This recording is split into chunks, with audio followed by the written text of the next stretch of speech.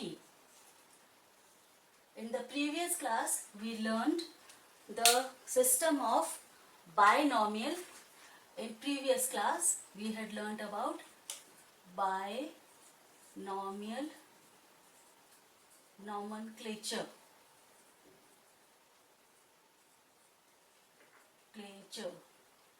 Understood the rules of binomial nomenclature. So after the naming has taken place, the next step becomes to identify properly all the species that have been named. Identify them, describe them. After the identification, description is very important, and when you have described them also, to categorize them. Categorize. So this process of identification, description and categorizing, or putting these species that have been named into levels to properly study it. Otherwise, just by knowing the names, it is not easy to study. For the scientist, they have to have a proper step-by-step method to study. So categorizing is also very important. So basically, taxonomy means identifying, describing and categorizing the living organisms. So this is what taxonomy does. And Carolus Linnaeus, as we knew, that who gave the binomial nomenclature, he also wrote a book. The name of that book was Systema Naturae. This was the name of book written by Carolus Linnaeus.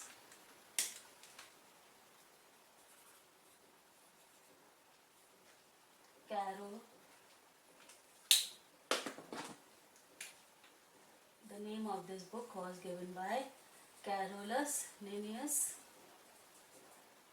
He wrote this book, Systema Naturae. So this Systema Naturae, in this book, we come across a new word called systematics. A new word has been used in this book, Systema Naturae. What is systematics? In the branch of taxonomy, the word systematics is very important to understand. Systematics is taxonomy. Taxonomy means the identification, description and categorizing all the species, plus understanding the phylogenetic relationships also between all these living organisms. So this is what systematics is about. Now, what is phylogenetic relationship? Phylogenetic relationship means the relationships at the cellular level or embryonic level. If you see, embryonic level, or during the course of evolution, how have these species arrived? Basically, it is about evolution, and we can also go for studying the evolution. We can also look into the embryonic history, the growth history, right up till the cellular or the zygote stage of the organisms. So when we look into all these aspects, we get the phylogenetic relationships between the organisms.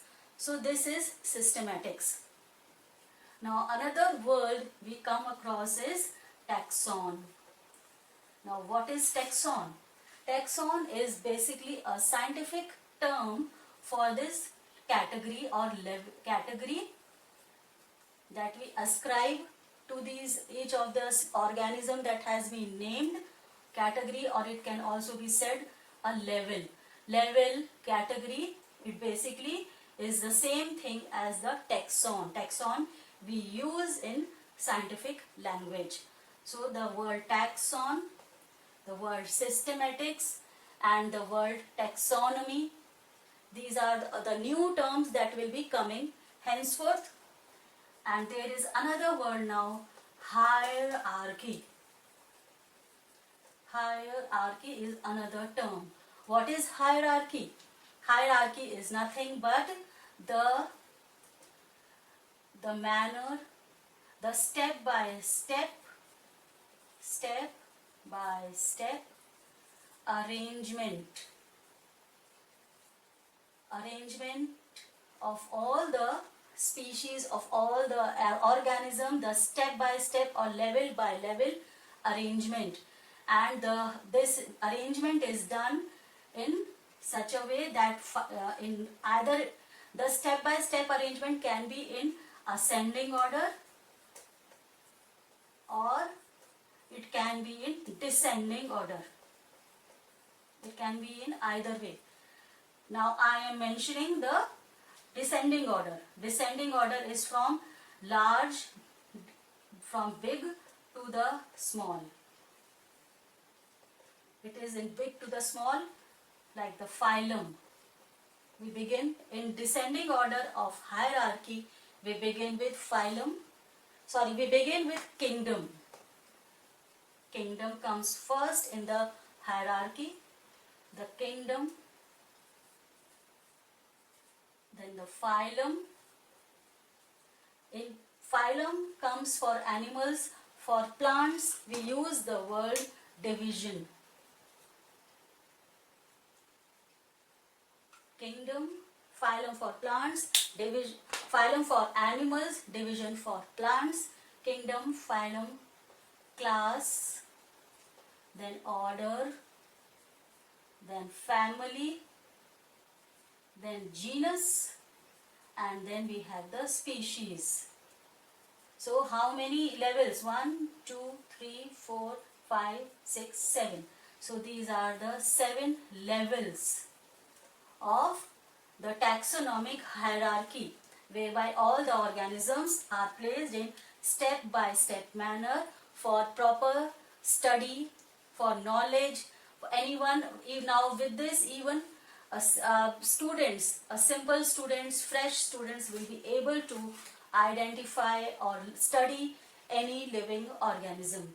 So species is the smallest, and all the species of organisms, they are come under genus, which is bigger, and after genus is the family, then the order is the bigger, class, phylum, and the kingdom. Kingdom is the biggest or the broadest, and because kingdom is the broadest level of the hierarchy, so kingdom is the most diverse. Kingdom is most diverse, and while the species is the least diverse. Species is the least diverse level of hierarchy, while kingdom is the most diverse level or the largest level of hierarchy. So this was a descending order. If we write the ascending order, you will write beginning with species. In the reverse order, we write species will come on the top for ascending order. Then genus, family, order, class, phylum, and then kingdom. All the 7 levels remain as such. So these were the terms that are relevant in taxonomy. In the next class, we will learn about the species. Each of these levels we will be learning in detail.